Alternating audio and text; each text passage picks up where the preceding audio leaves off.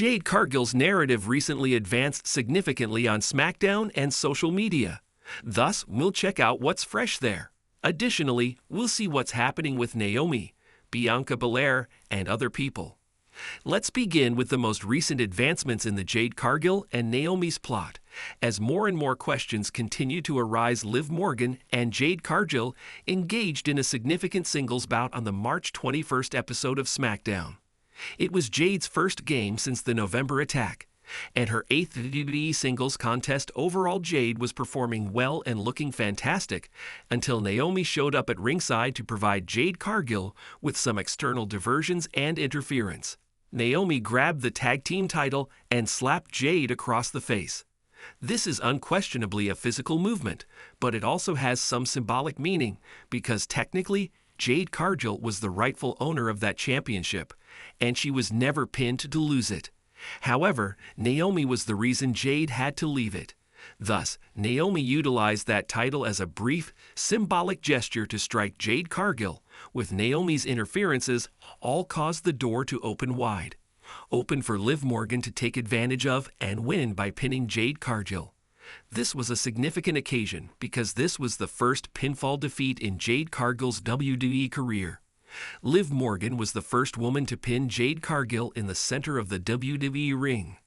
Will now be remembered as the first famous person to pin Jade Cargill. Even though this is Jade Cargill's first loss in history, there is absolutely no shame in it. Naomi attacked you and interfered with you numerous times. Plus, perhaps one of the most successful celebrities of all time is Liv Morgan. The previous year, thus there is absolutely no guilt in this loss. The story benefited from the loss as well since it demonstrated Jade Cargill's fragility. Everyone believes Jade Cargill is unstoppable after seeing her, and quite understandably cannot be had. Her appearance and body language simply shout unbeatable and undeniable. Without a doubt, this interference pinfall loss, however, demonstrates that after all, Jade Cargill is only human and cannot conquer every obstacle. Naomi's side of things gains some momentum after Jade loses in that way. Jade Cargill has been completely mopping Naomi's floor for the past few weeks. However, the pendulum is currently swinging back toward Naomi. After losing the battle to Jade Cargill and then beating him again during this post-match assault, Naomi and Jade even reenacted the backstage attack. When Naomi shoved Jade Cargill into the commentary table from the apron, this occurred.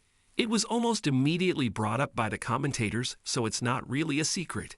However, it was clear that the purpose of that moment was to reflect what was happening backstage. That's just how it happened back in November. Attack and show. Naomi attempted to knock out Jade Cargill for the second time by doing the exact same thing. An additional noteworthy observation regarding this segment is that during Naomi's thrashing, the live Italian audience was cheering EST for Bianca Belair as they took down Jade Cargill in the ring. However, Bianca Belair never appeared to influence the segment. Actually, we know why Bianca Belair did not appear. She is clearly quite busy with the Io and Rhea program on Raw, which is why, and that's Bianca's primary narrative at the moment. So that's where she makes all of her appearances. However, in the realm of WWE-only television, it's a negative look for the absence of Bianca's character in this episode to at least attempt assisting Jade Cargill, since Bianca Belair is, in fact, a SmackDown superstar. From the outset, she was important to the Jade and Naomi narrative. When she learned the truth about what had actually occurred in November, she was clearly upset. Naomi then launches a similar assault on Bianca and Jade Cargill after the game. Belair simply sits back and watches everything happen again, with no sign of being involved. You would think Bianca would be able to say, "This isn't happening again," at that point. We recognize that they clearly want to keep Bianca's reality and the other story apart. Title program and the contrast between Jade and Naomi, but Bianca's character to kick her legs up, relax, and watch Naomi strike Jade Cargill once more. Bianca Belair's failure to turn there and at least attempt to assist in some way seems out of character. If Bianca comes out and Jade pushes her away and dismisses her assistance, that makes sense, and it's a sweet little way to remove Bianca from the narrative. However, Bianca was never fully removed from the Jade and Naomi controversy. Thus, even the live audience was cheering and anticipating Bianca's arrival.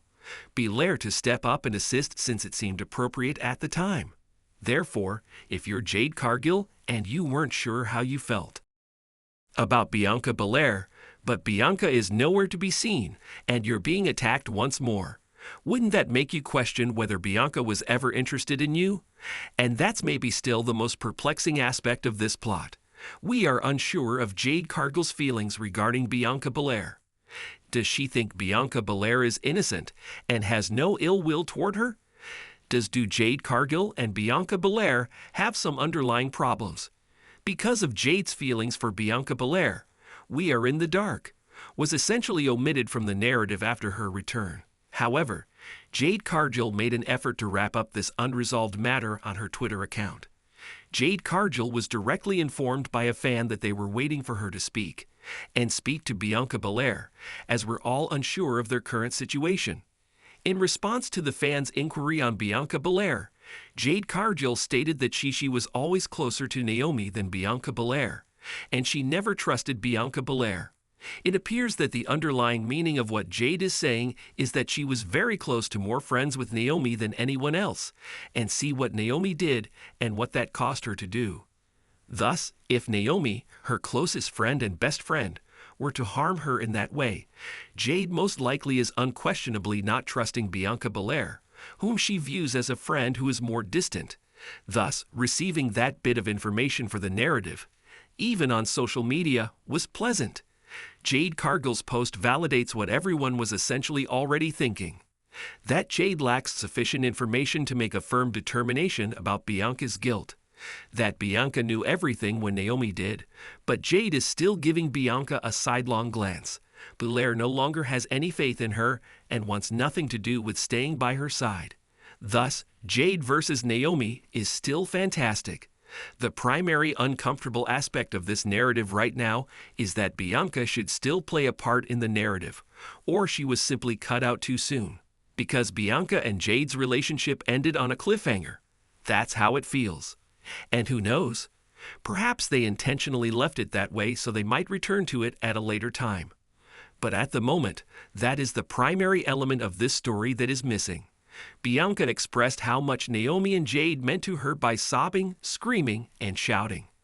But Bianca no longer cares that they are viciously bashing each other down. All of this just places Bianca Belair's character in a rather dubious position. However, once more, we understand that Bianca isn't just twitching her thumbs backstage. She is currently quite busy with Rhea Ripley and Io Sky. Thus, it might be difficult for her to find the time to intervene between Jade and Naomi. Jade's strays at Bianca Belair are very telling. She's not complaining since she doesn't want her there to obstruct anything. Jade proceeded to reply to a number of fans on the internet. Supporters who were on her side and supporters who opposed her. Jade was told by a fan that she owed Raquel and Liv for not coming out. Regarding the person who attacked her before she did, Jade retaliated by asserting that she owed nothing to Liv and Raquel, as she did not make the accusation against them. Jade Cargill also disclosed that she was hurt, which is why she remained silent for so long. Misled and incredulous, she was attempting to obtain her state of mind was clear before she returned and made the revelation. Jade Cargill was even addressed by Bianca Belair, teasing Jade for having a chalk outline-like appearance in response. Jade Cargill criticized Bianca for giving up on Naomi and herself's SmackDown relationship. Therefore, every single one of Jade Cargill's posts was outstanding. It was similar to adding details to the narrative that SmackDown hasn't yet revealed or heard. Thus, it was really appreciated and added a charming touch to the narrative. Even though we are aware that Jade and Naomi will face off soon, this story has a lot of unresolved issues. Was Naomi able to assist? Who was the observer? From here, whither do Bianca and Jade go? There are still a lot of questions, and maybe more will be revealed shortly. However, what do you think of the stories from today? Remember to subscribe with all alerts enabled and leave a comment. And if you liked it, drop a like. I appreciate you everyone watching.